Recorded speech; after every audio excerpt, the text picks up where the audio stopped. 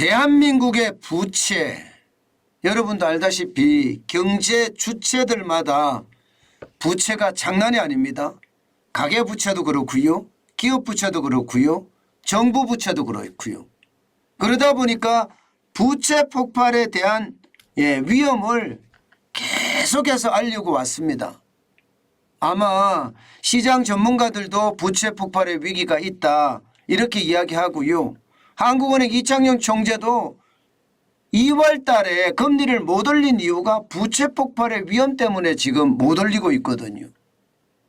정부도 마찬가지로 부채 폭발의 위험을 알고 있습니다. 그런데 진짜 부채 중에서도요. 이거 진짜 위기가 될 수 있겠는데 하는 그런 부채가 있습니다. 오늘은요. 전세자금 대출입니다. 한번 보실래요? 3년새 전세자금 대출 증가율입니다. 무려 말입니다. 68.81%입니다. 엄청나게 늘어났죠. 이게 이렇게까지 늘어나는 것은요. 전세자금 대출은요. 쉽게 말하면 규제가 없습니다. 규제가. LTV라고 해서 주택담보대출 비율이나 DSR이라고 해서 총부채 원리금 상환 비율, 이거 전세자금 대출에는 예외입니다. 일반적으로 말입니다. 전세자금이 서민이나 실수요자들을 위한 대출이라고 여겨서 이게 규제의 무풍지대나 다름없는 거예요. 그러다 보니까 대출 증가율이 어마어마합니다. 금액으로 봐도 이거 진짜 만만치 않아요. 여러분 보세요. 2010년 1월에 101조였습니다. 이게 101억 원이 아니라 101조입니다. 그리고 2022년 12월에 170조 5천억 원입니다. 굉장히 빠른 속도로 늘어나죠. 특히 말입니다. 2021년 1월에 134조 7천억 원에서 2022년 1월에 163조 4천억까지 폭등합니다. 폭등. 이거 괜찮을까요? 이거 말입니다. 생각했던 것보다가 이것은요. 점점 위협이 될 가능성이 점점 높아지고 있습니다. 왜냐 하면 말입니다. 이 전세자금 대출이라는 게 그 규모가 워낙 크게 늘어나기 때문에 이게 전세자금 대출만 봐서 이렇죠.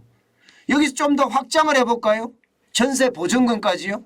전세보증금까지 확장을 하면 170억 5천억 원 68.81% 늘어난 게 문제가 아닙니다. 더 심각한 문제가 드러나게 됩니다. 이거 보세요. 2022년 기준입니다.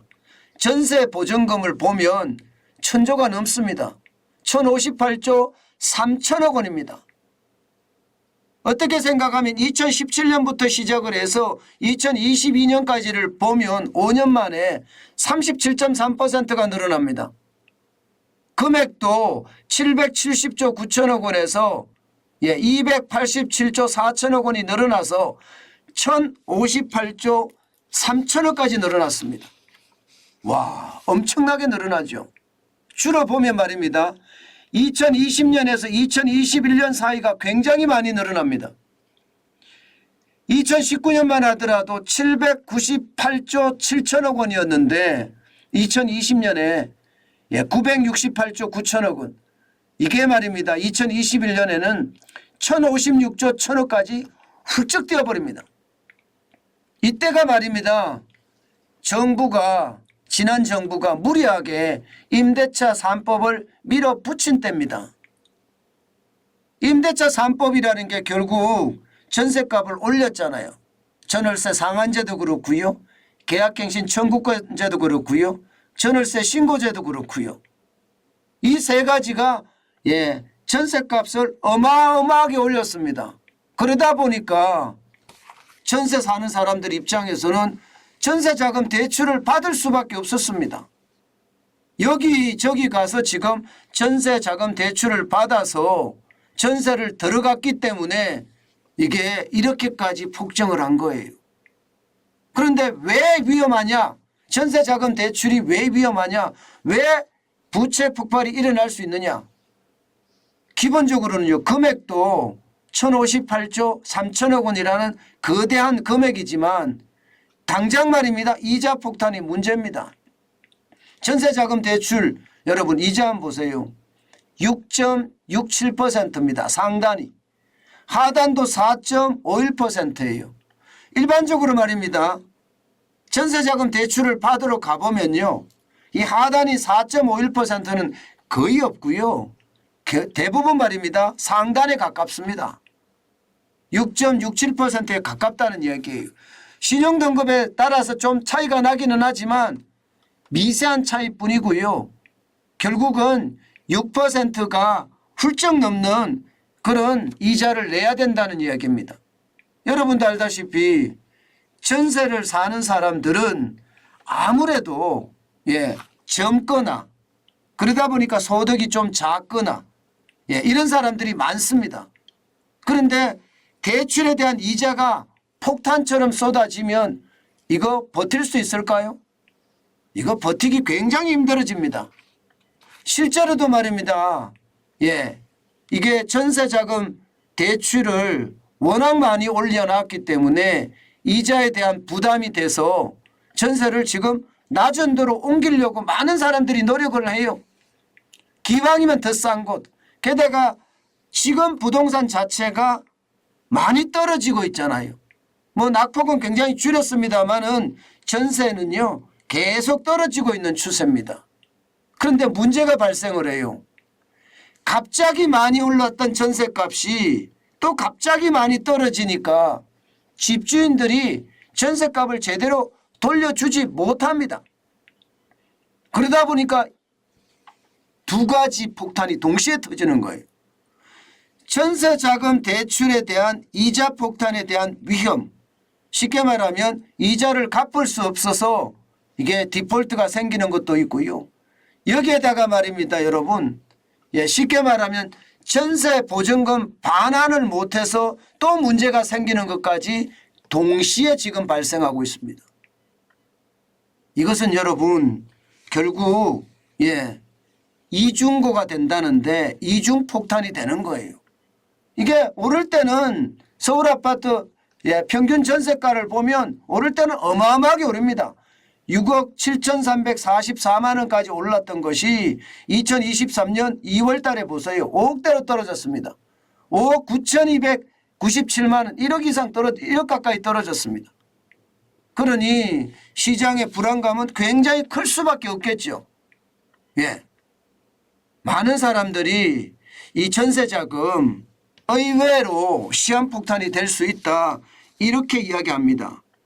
워낙 규제를 안 받고 그냥 계속해서 내줬기 때문에 시장 전체의 위험도 그만큼 커질 수밖에 없다는 것이 시장의 판단입니다.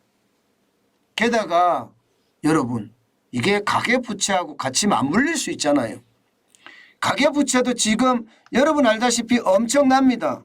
전세 자금을 포함했을 때 가계부채는 여러분 상상을 초월해요.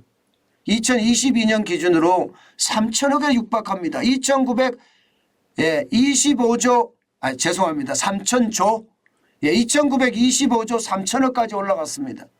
2017년 대비해 보면요 31.68%가 늘어난 거고요. 금액으로도 703조 8천억 원이 늘어났습니다. 그러니까 전세자금 대출이 가계부채하고 맞닥뜨린다. 그러면 그 부채의 어떤 성질이 폭탄으로 돌변한다는 뜻입니다. 그만큼 말입니다.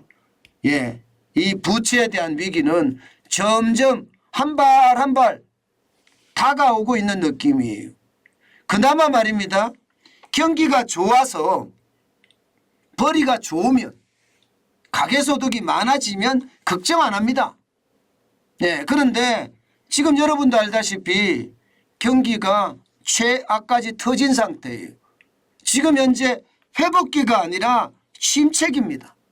그러다 보니까 가계소득이 줄어요. 예, 가계소득이. 예, 일자리가 그만큼 줄고요. 자영업자들의 어떤 매출이 떨어집니다. 그러다 보니까 부채에 대한 부담은 점점 커질 수밖에 없습니다. 제가 여러분들에게 작은 단서가 있으면 예, 그 단서를 과거와 현재를 분석해서 미래를 예측한다고 말씀을 드렸죠. 그런데 이 전세자금 대출은요, 작은 단서가 아닌 것 같아요. 1,000조가 넘는 데다가 늘어난 것이 갑자기 늘어난 게 워낙 많고요. 또 갑자기 떨어진 거, 전세자금이 떨어지니까 역전세난까지 일어나면서 전세금 반환까지도 문제가 되니까 아마 이중 충격이 동시에 오는 것은 아닌가, 그런 두려움 점점 커집니다. 제가 여러분들에게 부채 폭발에 대한 위험을 여러 번 말씀을 드렸습니다. 그런데 그런 부채 폭발의 위험들이요, 점점 다가온다. 저는 이런 생각을 자꾸 합니다. 이게 단서, 작은 단서라고 생각하는 것이 아니라 결국은 큰 단서였다. 예, 이런 생각이 든다는 뜻입니다. 때문에 여러분, 부채 폭발의 위험은요, 아마 당장은요, 이게 2금융권이나 예, 그렇지 않으면 상금융권에 먼저 올 겁니다. 여기에 대한 우리의 준비도 탄탄히 해야 됩니다. 진짜 좋지 않으면 예를 들어서 말입니다.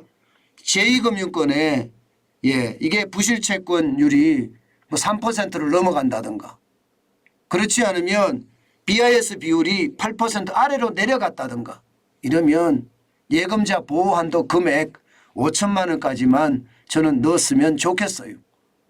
예, 이게 언제 어느 때 지금 이금융권은 터질지 모른다는 생각이 진짜 많이 들거든요. 예, 때문에 조심하고 또 조심하는 거 잊지 말았으면 좋겠습니다. 부채 위기는요, 그 어느 때보다 우리 곁에 굉장히 다가와 있는 것 같습니다.